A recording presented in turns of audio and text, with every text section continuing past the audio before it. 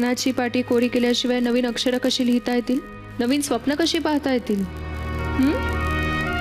Madam म्हणून तर मी इथे आले. तुमचे ऋण मी कधीच नाही फेडू शकणार. आई अगं दादा कुठे राहिलाय? अगं हो जरा धीर धर. अगं पण त्याची फ्लाईट केव्हाच लँड झाली आहे ना. हो अगं येईल.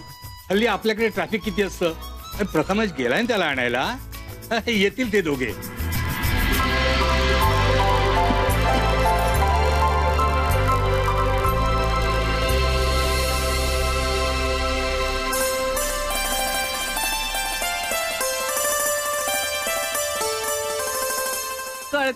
कळतंय मला सगळं.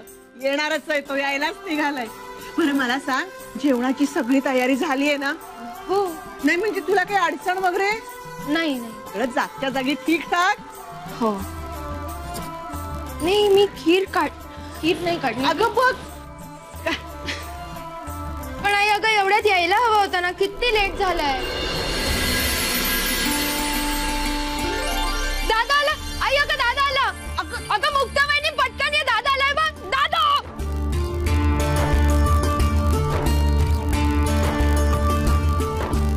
कसं तू? बरं ते सगळं सोड. माझे फेवरेट चॉकलेट्स आणलेस. मी सांगितलेलं सगळं आणलंस ना. काही मिस नाही केलंस ना. नक्की सांग रे प्लीज. पटकन बॅग उघड तुझी प्लीज. अगं हो सगळं काही आणलंय. एकदा बॅग उघडली ना की तुझ्याच हवाली करतो. मी सांगितलं. आल्याला किती त्रास देशील त्याला. सॉरी. अरे दादा तुला माहितीये मी माझ्या सगळ्या फ्रेंड्सला सांगितलंय की तू येतोयस.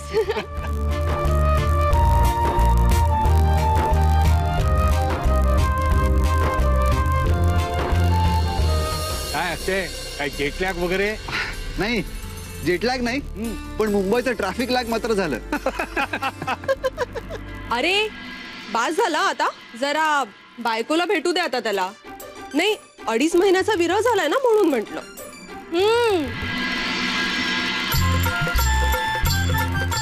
चला.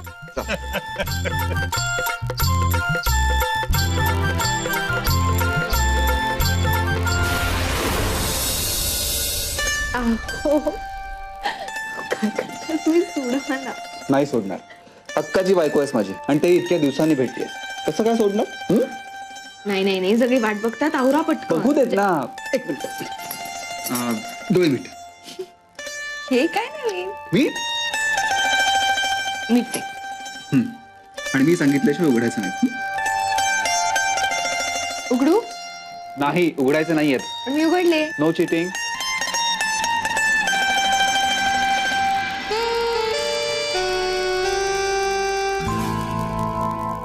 आता उघड.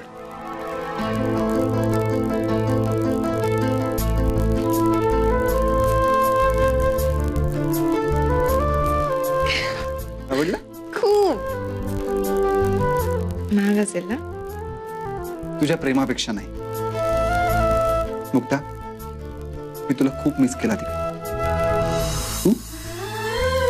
मी पण केलं. खूप केलं.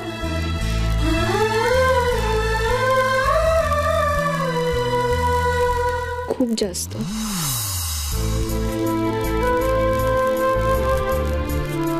मला तुम्हाला काहीतरी सांगायचंय. म्हणजे गेले काही दिवस ना जरा. मुक्ता काही प्रॉब्लेम आहे? नाही म्हणजे तुम्ही गैरसमज करून घेऊ नका. कसं सांगू कळत नाहीये. ते एकदम. मुक्ता अगं बाबांची डायबिटीसची गोळी द्यायची वेळ झाली आहे ना. आणि जेवणासाठी तुमची वाट बघतायत सगळे. येते मी आई. आलेच. लवकर या बरं का.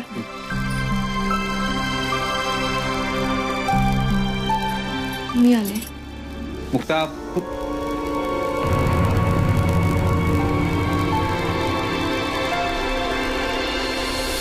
चला बाबा लवकर वाढा. भूक लागली. काय झालंच फ्रेश? हो बस. हे काय रे? काय हे काय लागले? हा हे बघ काय लिपस्टिक वाटते. हो मुक्ता वहिनी पुढे आता मुक्ता भूक लागले, लवकर जेवायला वाढ. हो वाढते. अगं हा मान आज तुझाच आहे. अरे तू येणार म्हणून सकाळपासून अगदी स्वयंपाक करते एकटीच. हो ना, आणि आम्हा कोणालाच आत येऊ दिला नाही हं. अगदी मटर पॅटर्स पासून खिरीपर्यंतचा मोठा मेन्यू आहे, हो की नाही? हो ना, खूप मेहनत घेतली तिने. आजच्या जेवणाचं सगळं क्रेडिट फक्त मुक्ताचं. बरं फक्त कौतुकानेच पोट भरायचंय की जेवणही मिळणार आहे? हो वाढते. तेही करायचं आहे. त्याला चला वाढा बाबा.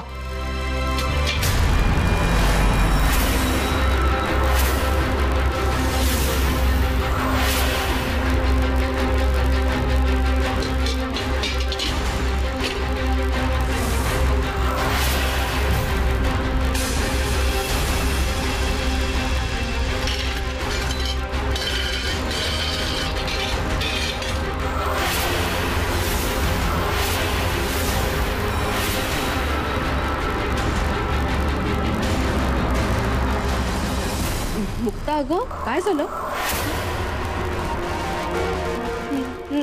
नाही काही नाही. एक मिनिट. अरे हे सगळं काय आहे? अरे काही नाही, येईल ती.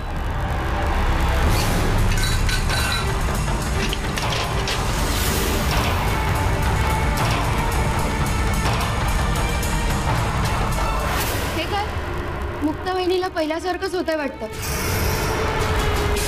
तिने काहीच जेवण बनवलं नाहीये. सगळा काय प्रकार आहे? काय चाललंय? मुक्ता अरे येईल म्हटलं ना. ये. विनिता जरा बघ, काही मदत लागत असेल तिला तर. हो.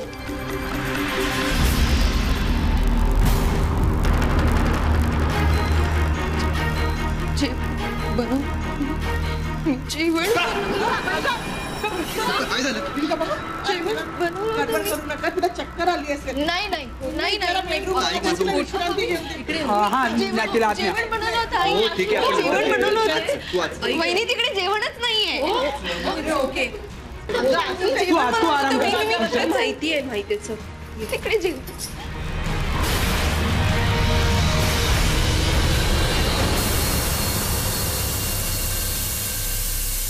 अगं असं अक्षयपासून लपवून कसं चालेल? त्याच्या बायकोला काय होतं हे त्याला कळायला नको का? अहो कळायला हवंच की, पण आता लगेच नको. आत्ताच आलाय की नाही तो, आणि आल्या आल्या आपण त्याच्या बायकोबद्दल त्याला सांगणं बरं नाही ना. अगं मगाशी जे काही झालं त्यानंतर त्याला कळल्याशिवाय राहील का? हे बघा, ही गोष्ट तुम्ही मला माझ्या पद्धतीनं हाताळू द्याल का? ठीक आहे, तुला हवं तसं कर, पण जास्त वेळ जाता कामा नये.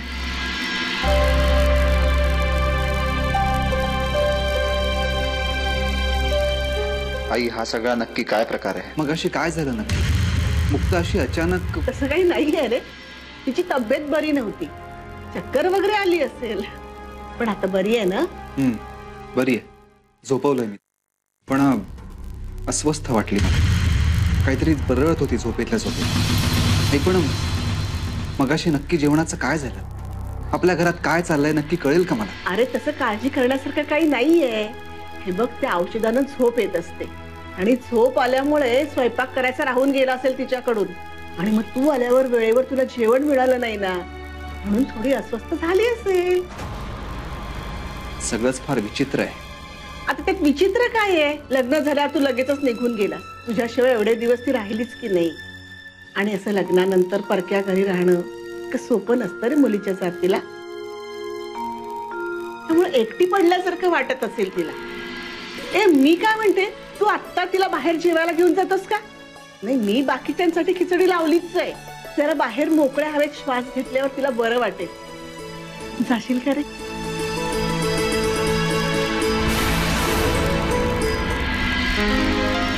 अहो काय?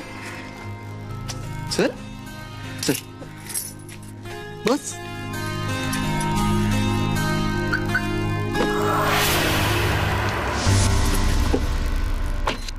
अहो मला थोडं बोलायचं आहे. मी बोलू का? बघ, तू पुन्हा बाहेर जाऊया नको असं म्हणणार असशील ना, तर मी तुझं अजिबात ऐकणार नाही. नाही ते नाही सांगायचं मला. मला तुम्हाला सांगायचंय, मी माझ्यावर विश्वास ठेवा, मी खरंच जेवण बनवलं होतं, मी सगळ्या भाज्या केल्या होत्या. आपण या विषयावर आज नको बोलूया. आपण बाहेर चाललोय ना, मस्त फिरू, एखादी फिल्म बघू, बाहेरच जेवण मग घरी येऊ. ठीक आहे? रिलॅक्स.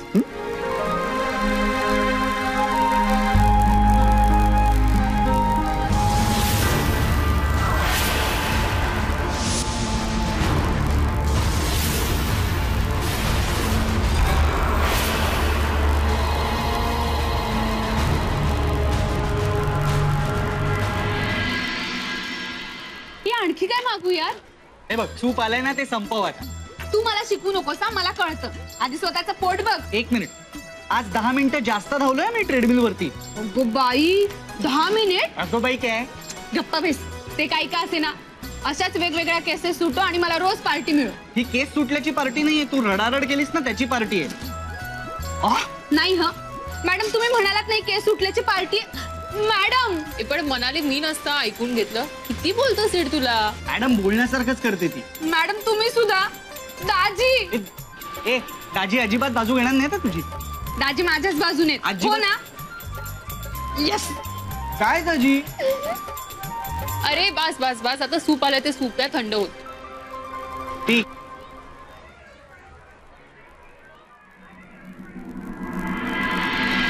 इथे बसूया.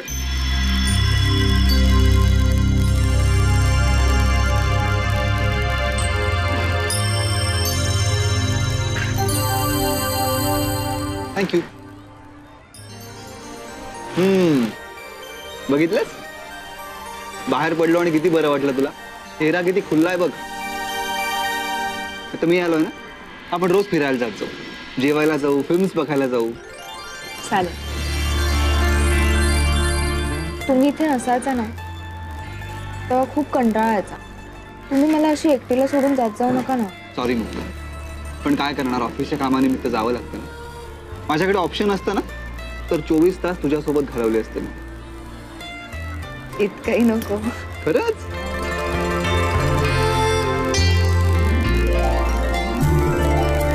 अहो, कोण आहे? वृंदा. वहिनी तुम्ही आहात का? एक मिनिट. मेघा तू आहेस. ओळखलंस तू मला? ऑफकोर्स.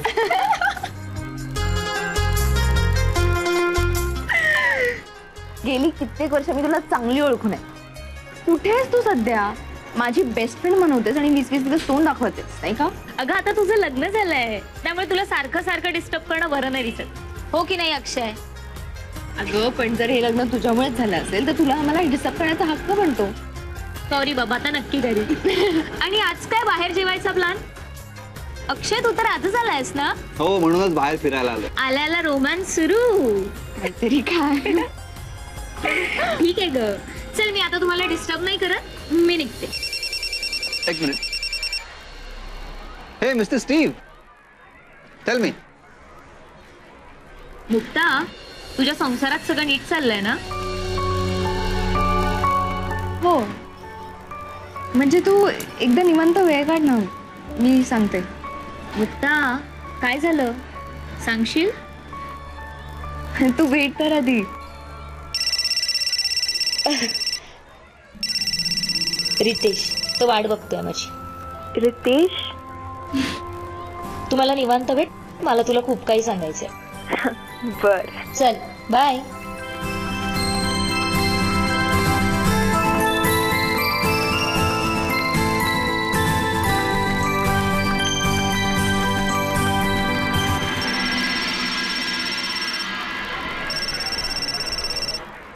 नवीन अगं तू काय केलंस हे? इस्त्री चालूच ठेवून गेलीस. अगं सगळी चादर जळाली. घराला आग लागली असती ना, तू अशी काय करायला लागलीस मुक्ताबाईनी? मला काहीच कळत नाहीये. तू बरी आहेस ना? अगं सगळं घर जळलं असतं, तुला कशी शुद्ध नव्हती? तू इस्त्री चालूच का केलीस मुळात?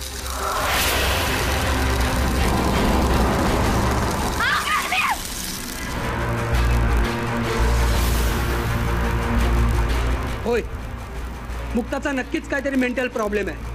खरं तर ही गोष्ट आम्ही तुला आधीच सांगणार नव्हतो, म्हणजे इतक्या लगेच तर नक्कीच नाही. पण आता तुला अंदाज आलाच आहे, तर लपवण्यातही अर्थ नाहीये. इथे इतकं सगळं काही भयंकर घडत होतं आणि तुम्ही मला कळवलंही नाही. मी तिकडे लंडन मध्ये आरामात होतो आणि माझी मुक्ता इकडे. अरे तू कामासाठी तिथे गेला असताना अशा गोष्टी सांगून तुला डिस्टर्ब करायचं नव्हतं आम्हाला.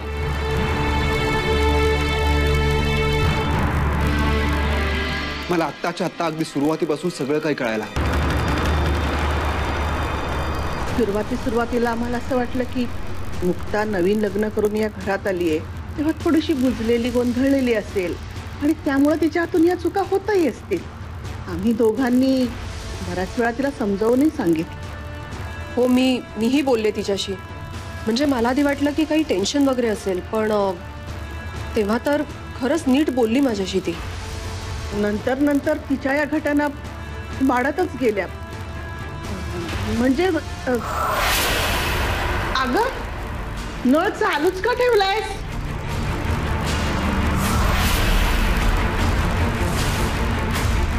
मुक्ता, हे काय आहे? गॅस चालू आहे. कधी तर कपडे धुवायचेत म्हणून माझ्याकडून कपडे घेऊन जायची आणि नंतर जाऊन पाहावं तर कपडे तसेच पडले. परत तिला याचा गंध सुद्धा नसायचा रे. आणि नंतर एवढं सगळं होऊनही काहीही झालेलं नसल्याचा भाव चेहऱ्यावर. दिवसेंदिवस तिचा विसराळूपणा वाढायला लागला, इतका की तो कोणाच्या तरी जीवावर बेतायचा. त्या दिवशी बाबांना डायबिटीसची गोळी म्हणून भलतीच गोळी देत होती.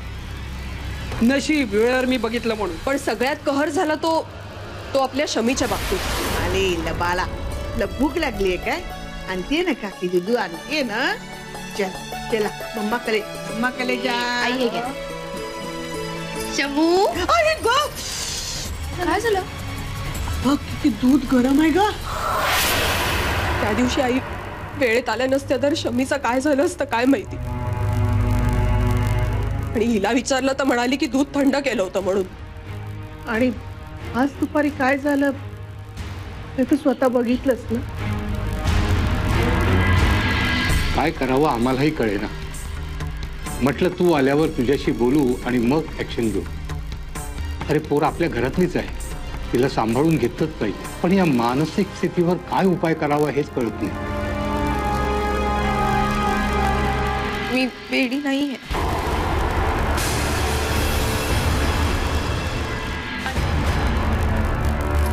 मी खरंच वेडी नाहीये.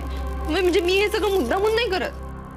ते माझ्या हातून होतं आणि मला कळत नाही कसं होतं. मी खूप प्रयत्न करते सगळं नीट करण्याचा, पण ना एका सट्ट्यात काहीतरी सगळं बिघडतं. विश्वास ठेवा, मी वेडी नाहीये. मी खरंच वेडी नाहीये. मुक्ता बेटा, म्हणूनच यावर आपल्याला उपाय करायला हवा की नको? हे बघ, तू ना आज जाऊन जरा पड, जा जरा शांत पड. आई प्लीज, मी सगळ्यांसोबत इथे थांबते. मला खोलीत एकटं नका ठेवू प्लीज. चल मी येते तुझ्यासोबत. पण आहे ना मी. चल.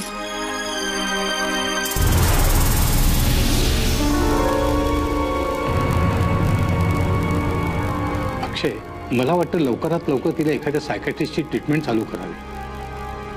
ती तर करूच बाबा आपण, पण मला वाटतं या परिस्थितीत तिला घरात ठेवणं धोक्याचं आहे. आपण एखाद्या असायलम मध्ये ठेवूया ना तिला. माझं तर हे स्पष्ट मत आहे.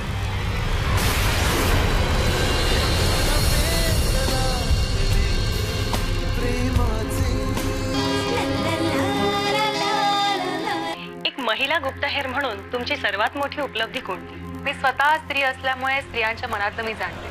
मी फक्त सत्याचा शोध घेत नाही, तर त्यामागच्या भावनेचाही शोध घेते. मला असं वाटतं प्रत्येक कृतीमागे खोलवर भावना असते आणि त्या भावनेच्या मुळाशी आपण पोहोचलो की प्रश्न सोडवणं सोपं होतं. मला सगळ्यांना हेच सांगायचं की समाजात जगताना बुजून जाऊ नका, खचून जाऊ नका. खरेपणावर आणि चांगुलपणावर विश्वास ठेवा आणि स्वतःशी प्रामाणिक राहून जीवन जगा. जगात असा कुठलाच प्रश्न नाही ज्याचं उत्तर नसतं. कुलूप आहे म्हणजे किल्ली असणारच. आज तुम्ही ठेचकाळत असाल, अडचणीत असाल, पण न डगमगता त्याचा सामना करा. कुठलीही गोष्ट शोधली की सापडते, यावर माझा ठाम विश्वास.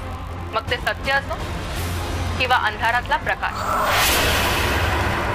आणि तुमच्यासारख्यांची मदत, माझ्यासारख्या हजारो अस्मिता प्रत्येक गृहिणीमध्ये दडलेल्या आहेत. त्यांना गरज आहे ती मदतीची नाही तर चेतनेची, मनावर साठलेली राग झटकण्याची, स्वतःतला विश्वास जागवण्याची. आणि त्यातूनही कुठे अडलात, काही अडचण आलीच तर मी आहे. कधीही केव्हाही मला हाक मारा, आपण मिळून त्या अडचणीवर मात करू. कारण मी तुमची मैत्रीण आहे, हक्काची.